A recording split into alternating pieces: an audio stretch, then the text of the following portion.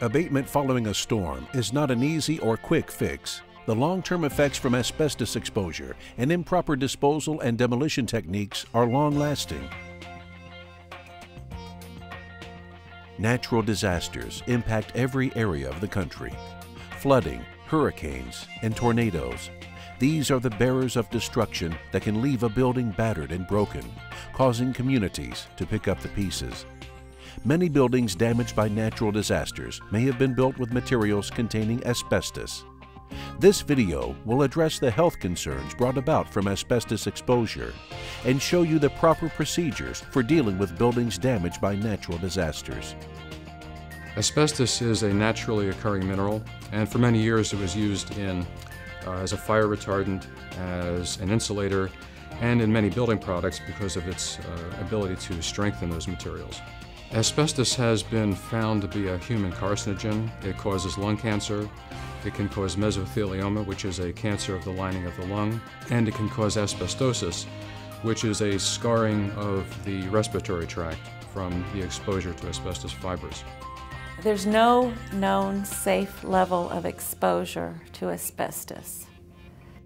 In New Orleans alone, it is estimated that Hurricane Katrina left over 100 million cubic yards of disaster debris, enough to fill 10 million dump trucks or cover nearly 15,000 football fields.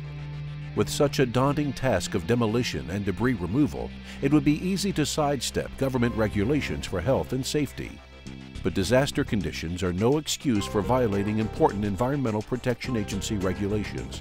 Such violations only serve to make a bad situation worse by possibly endangering workers and the public. Following Katrina, when my crews arrived on the site, we saw water damage 8-10 feet on most of the structures in the hardest hit areas.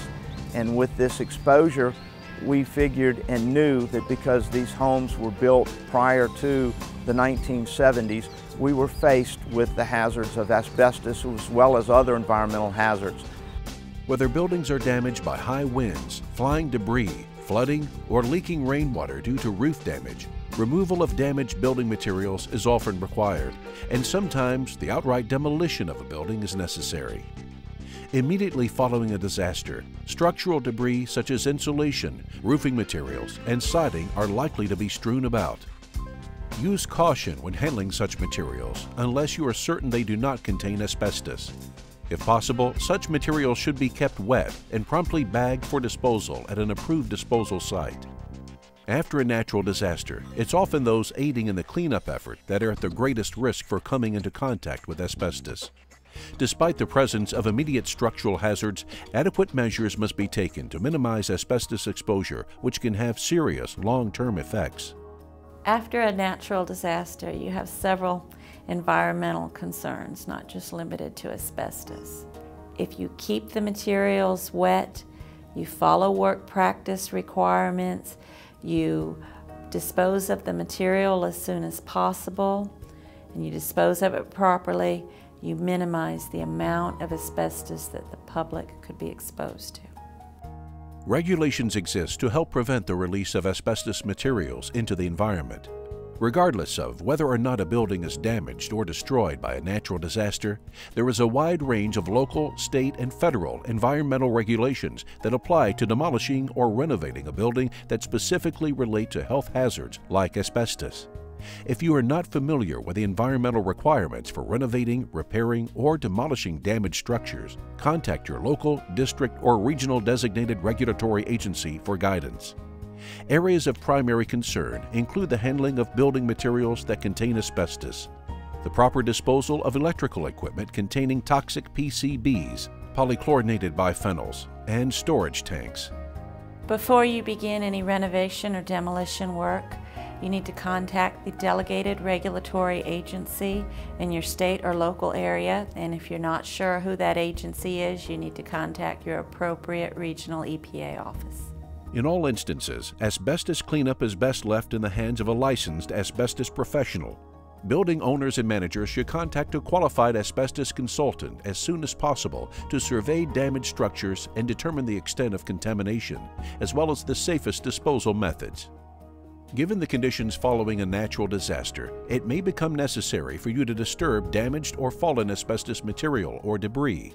If at all possible, isolate the affected area and stay out. If this is not possible, wet the area down and avoid walking on any dry debris. Do not sweep or vacuum any dry debris. This could disturb the fibers and launch them into the air. I think the important thing to remember about compliance with asbestos regulations following a natural disaster is that there are steps that owners, operators involved in building damage and following up on building structural damage need to take to protect themselves, to protect their workers, and to protect the public from possible exposure to asbestos fibers that could be present in the building materials that are being removed. Without taking the proper precautions and proper notifications, they can subject themselves to civil penalties. Someone who knowingly violates the asbestos regulations, knowing that the building contains asbestos, and proceeds with these projects without taking those necessary steps, can actually subject themselves to criminal penalties involving large penalties and prison time.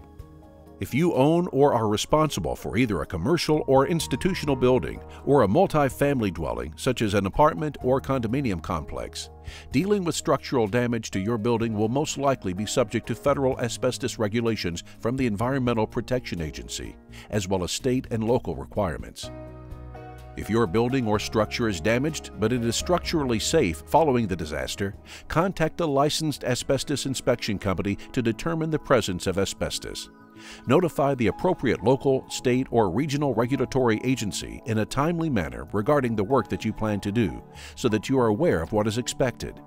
And use trained and licensed asbestos removal experts to remove any and all asbestos materials. The layperson or common contractor can assess the situation following a storm to determine if there are environmental hazards, specifically asbestos, present in the residence. It requires a special training. It requires special schooling for the contractor to be classified as an asbestos contractor, to be able to identify it. If your building is structurally unsafe and requires demolition, safely attempt to identify any asbestos-containing materials. Notify the appropriate local, state, or regional regulatory agency in a timely manner regarding the work that you plan to do. It is important to make sure and have a trained asbestos expert on site who is well versed in asbestos regulations and knows how to comply with them during demolition. It is important that you wet the building down before and during demolition.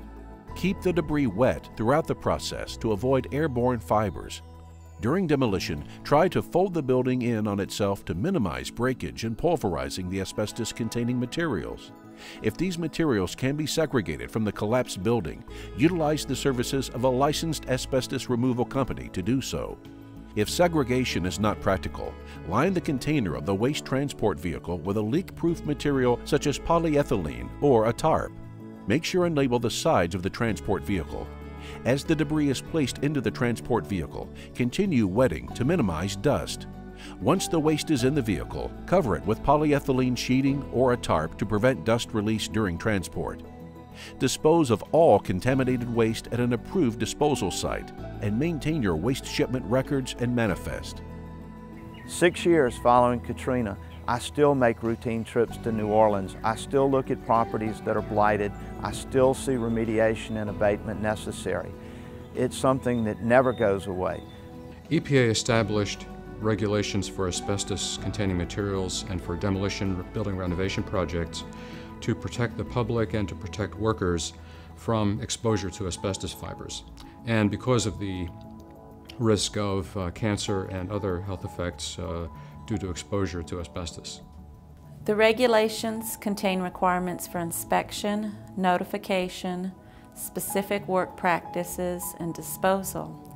By following these regulations, we minimize the potential for exposure to asbestos by minimizing the release of asbestos into the air.